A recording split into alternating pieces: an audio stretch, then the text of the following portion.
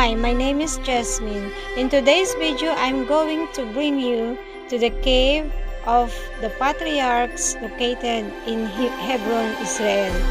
The cave of the Patriarchs, or tomb of the Patriarchs, known to Jews as the cave of Machpela, cave of the double caves, and to Muslims as the sanctuary of Ibrahim.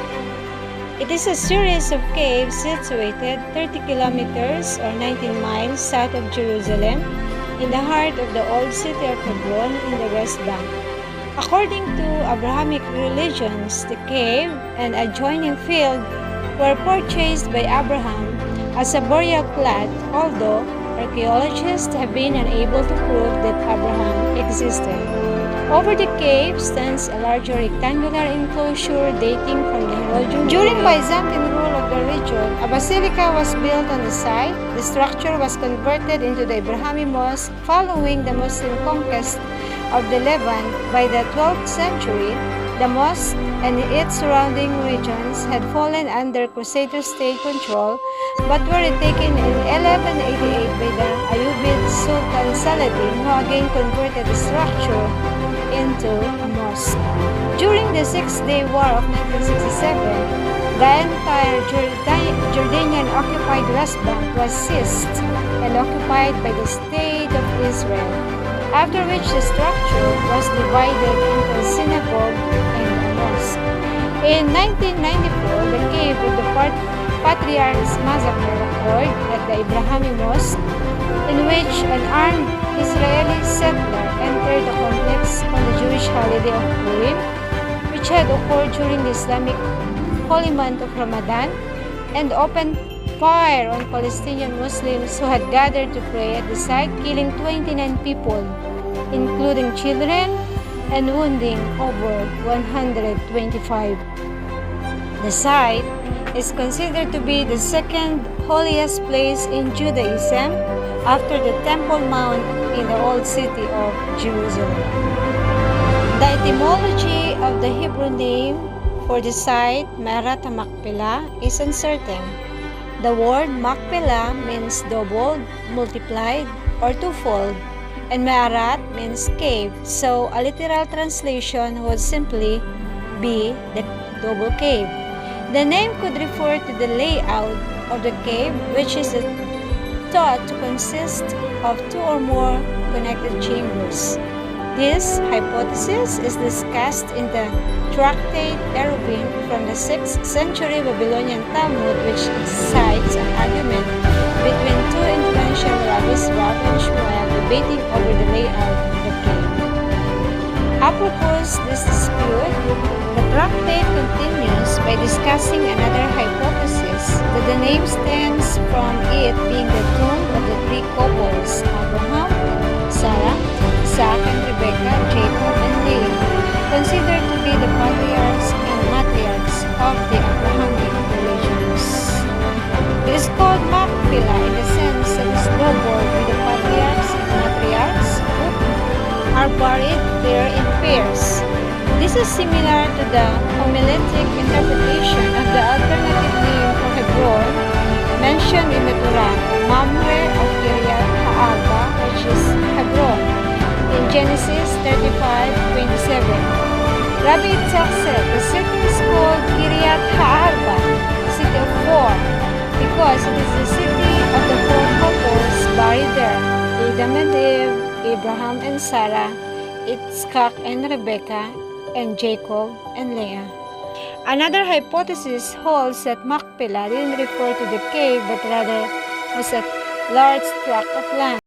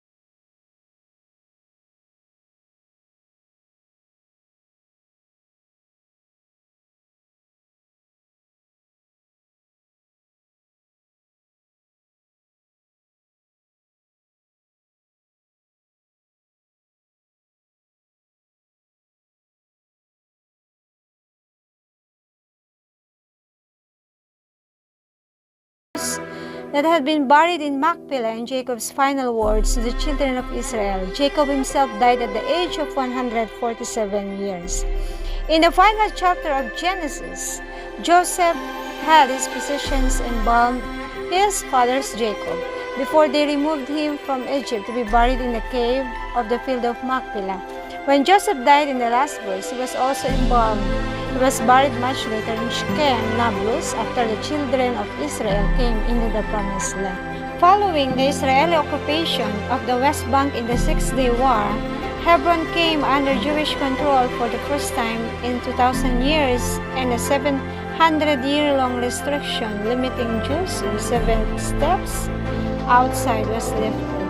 According to the chief rabbi of the Israeli Defense Forces, Major General Rabbi Shlomo Goren's autobiography on June 8, 1967, during the Six-Day War, he made his way from Gush Etzion to Hebron.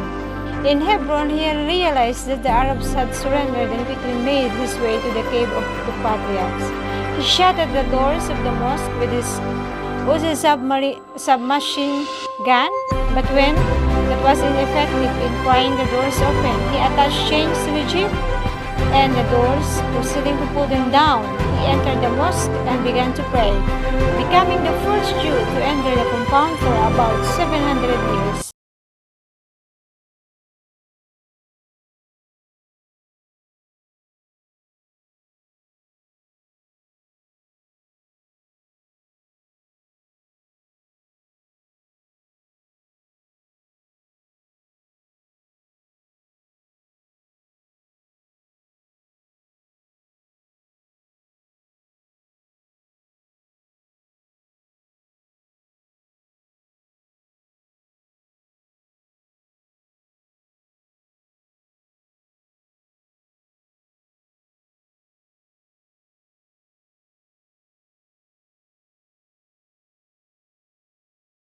Israeli settlers established a small synagogue under the mosque. The first Jewish wedding ceremony to take place in it was on August 7, 1968. The stone stairway